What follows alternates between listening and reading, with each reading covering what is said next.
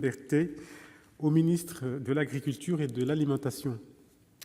Monsieur le président, monsieur le ministre, chers collègues, les jeunes agriculteurs des Alpes du Nord ont imaginé un fonds d'accompagnement à la succession et à la transmission, appelé FAST, qui permettrait aux agriculteurs désirant céder leur exploitation à un jeune de bénéficier d'un accompagnement personnalisé, incitatif et encadré durant les 5 années qui précèdent leur cessation d'activité effective. Ce système, mis en place avec le concours de la MSA des Alpes du Nord, des chambres d'agriculture et des FDSEA, repose sur des exonérations de charges MSA pouvant aller de 15% à l'entrée du dispositif jusqu'à 75% lors de la cessation d'activité. Il a été expérimenté dans les Savoies et pourrait être étendu à la région Auvergne-Rhône-Alpes, voire même au niveau national. Si quelques dispositifs existent déjà, il est nécessaire de proposer cet accompagnement renforcé pour une étape très importante de la vie professionnelle et personnelle des agriculteurs cédants.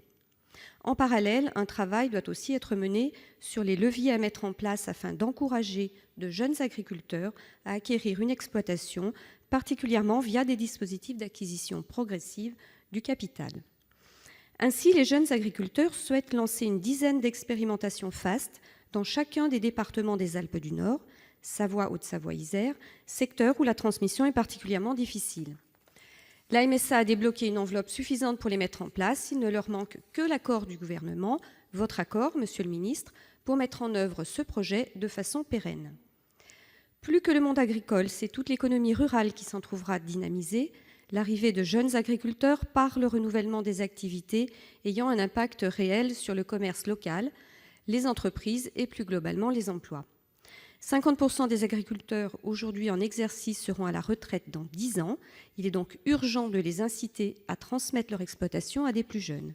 Aussi, j'aimerais savoir, monsieur le ministre, comment vous entendez soutenir ce projet indispensable pour l'agriculture des Alpes du Nord et plus largement pour l'ensemble de l'agriculture française.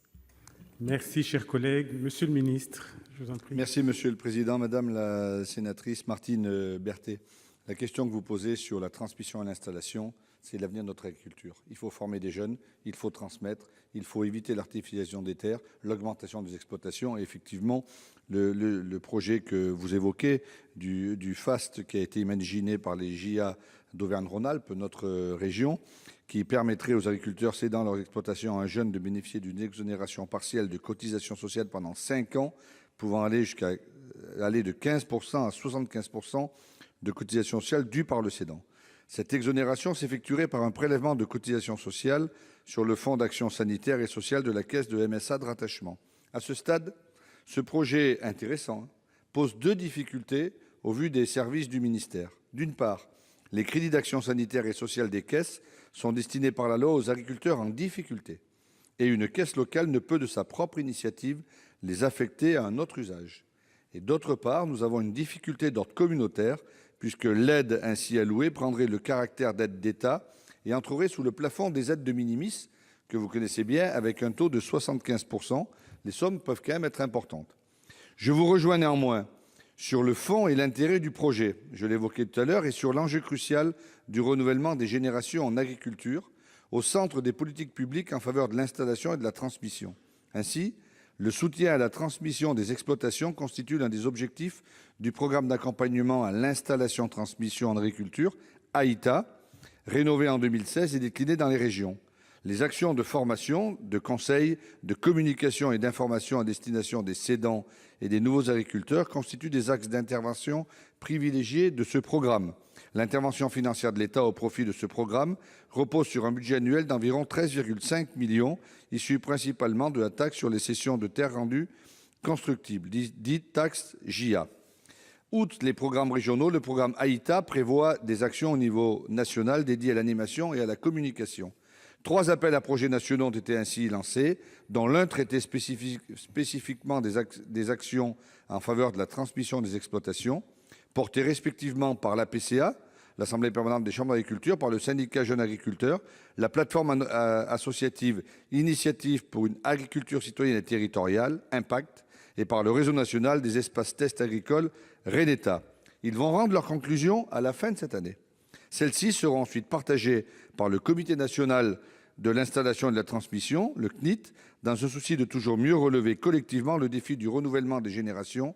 Nous verrons alors, madame la sénatrice, quelle place peuvent prendre les différents dispositifs imaginés par les régions, tout en veillant à ne pas, au final, pénaliser les agriculteurs par les minimis. Merci, Monsieur le Président, pour votre mansuétude. Merci, Monsieur le ministre. Vous avez été particulièrement respectueux du temps jusque-là, donc c'est tout à fait normal. Chers collègues, il vous reste 24 secondes.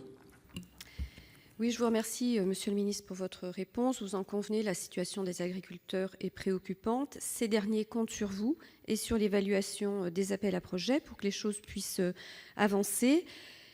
Il est primordial que la transmission des exploitations soit facilitée. C'est vraiment pour sauver l'agriculture française, puisque pour une installation, il y a 3 départs en retraite actuellement.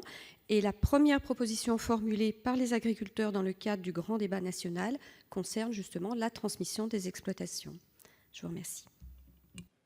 Chers collègues, je vais suspendre la séance.